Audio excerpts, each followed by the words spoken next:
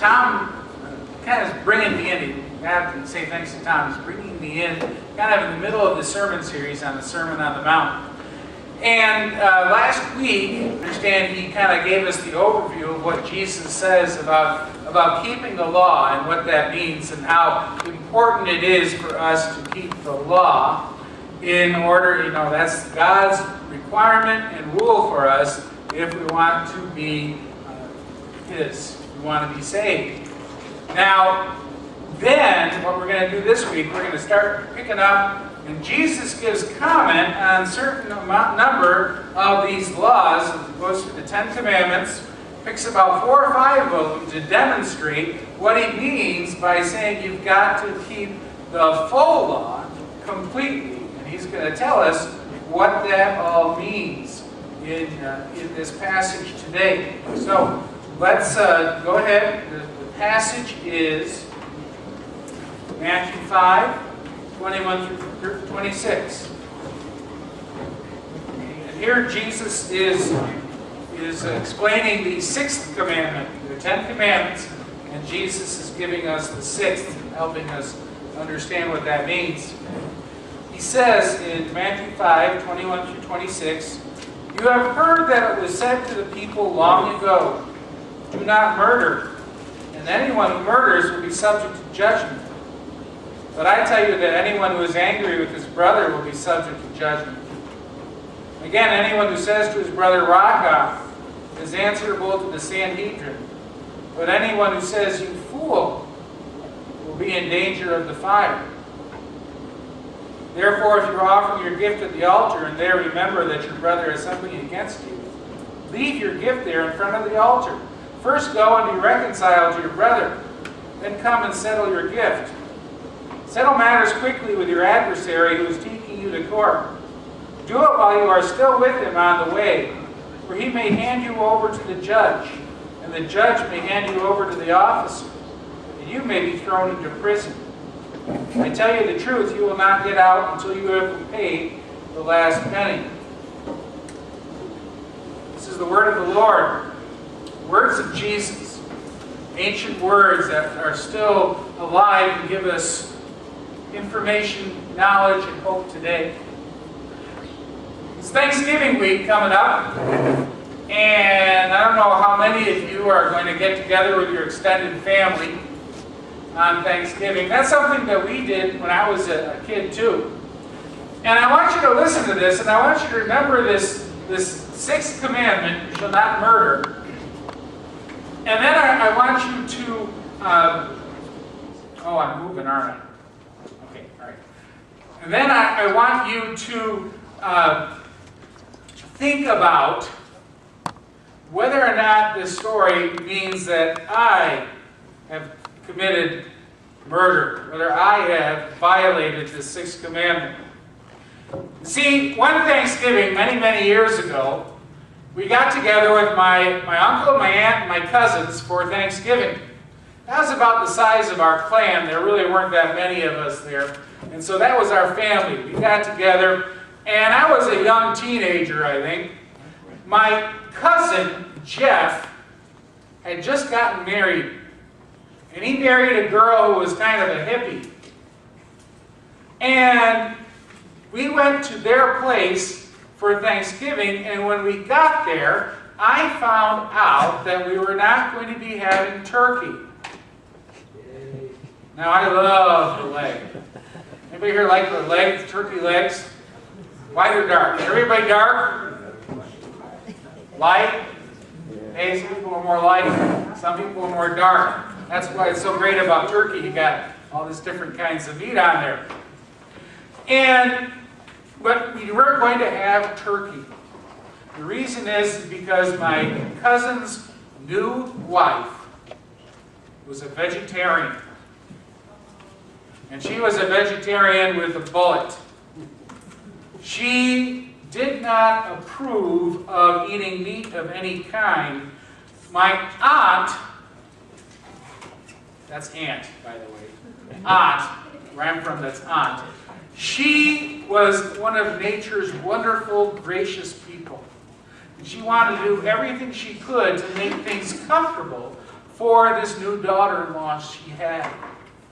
And so she went along and said, okay, we're not going to have turkey.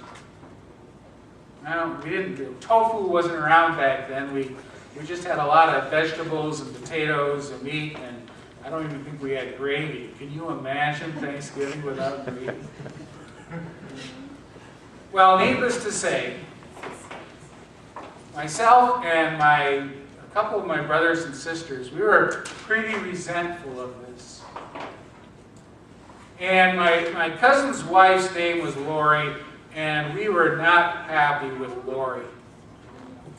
In fact, I developed a certain resentment toward Lori, because here she had come in and kind of barged her way into the family and had ruined Thanksgiving for us all. And so I didn't like her. Question for you. Did I violate the sixth commandment, you shall not murder, by not liking Lori? Now, if you'd asked me at the time, I said, well, no, of course not. After all, I didn't kill her.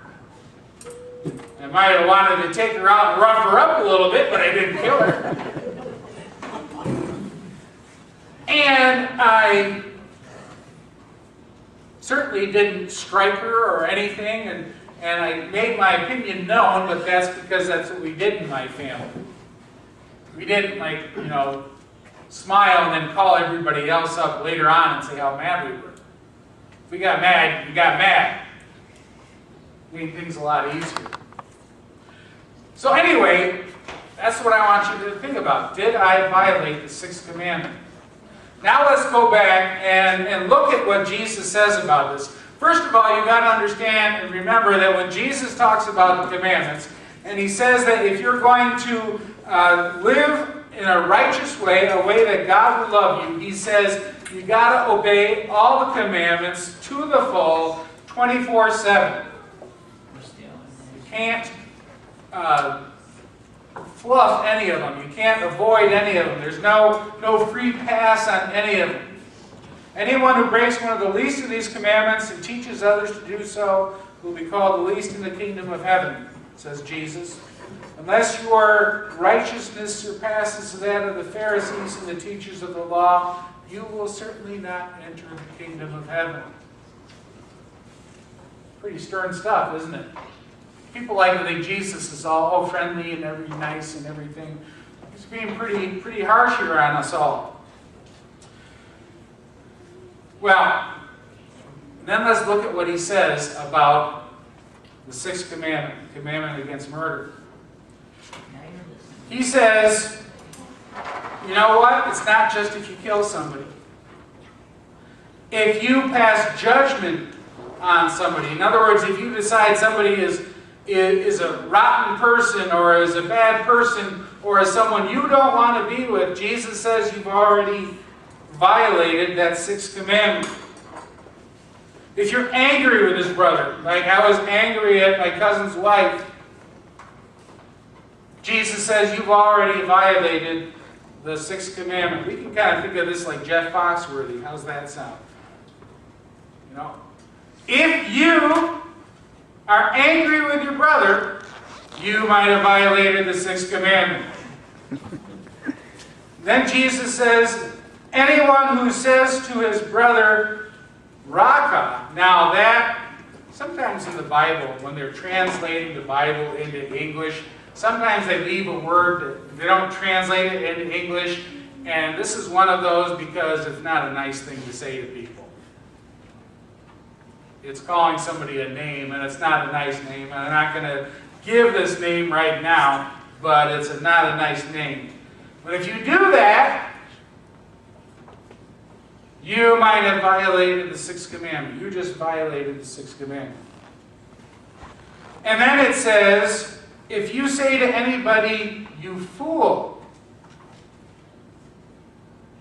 you point the finger and say, you are a fool. You just violated the sixth commandment. So, what do you think? When I was angry with Lori, my cousin's wife, did I violate the sixth commandment? Did I, in effect, murder her? No. According to what Jesus says, the answer is yes. You could say I was sorely provoked. Maybe you're part of the turkey board and you think I was sorely provoked. But yes, according to what Jesus says, I violated that commandment. And as Jesus says, your righteousness has to exceed that of all the religious big shots, the people who are on TV, the people who think they know what they're talking about and know what they're doing. Your righteousness has to exceed all of theirs, or you will not enter the kingdom of heaven. So, doesn't look good for me, does it? Well, I was young, but it doesn't say that. So this is a tough commandment that we got to deal with here, isn't it? And because of that, when people have read this kind of commandment, and when they read the words of Jesus, what they do is they start kind of saying, well, you know what, there are circumstances that doesn't count. Or there are circumstances that it's all right to not like somebody. This is actually what has happened in this version of the Bible. It says, you shall not murder. Every other version says, you shall not kill. Why would you boil it down to murder? Because most of us can say, well, I haven't committed murder. So I guess I'm off the hook for that. Or they'll say things like, well, what about people who are fighting in wars and armies? And you say, well, you know what? There are certain times when war is something we got to do. And we have a lot of veterans in our area who have been off in Iraq and Afghanistan and have been fighting for the country. And we want to accept them, and we want to celebrate them and thank them, and we should. And yet the Bible says you should not kill.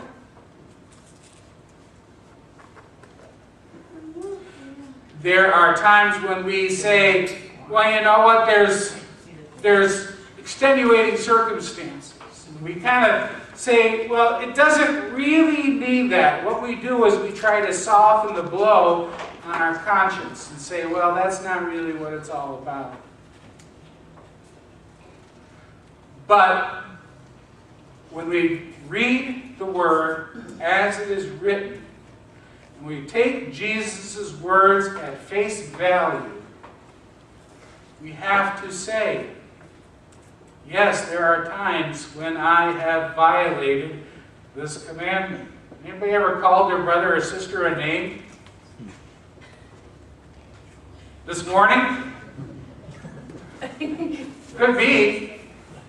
Could be. Right. You know what I'm talking about. He's right. He's raising his hand. I'll bet you that a lot more of us have, but we're not going to raise our hands. Have you ever judged somebody? Yes, you probably have. So right now, let's just make it easy. Everybody who hasn't violated this commandment, everybody who's got this one down and has followed it all their life and still follows it 24/7, raise your hands.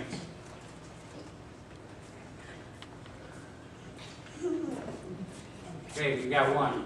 Congratulations. Very good.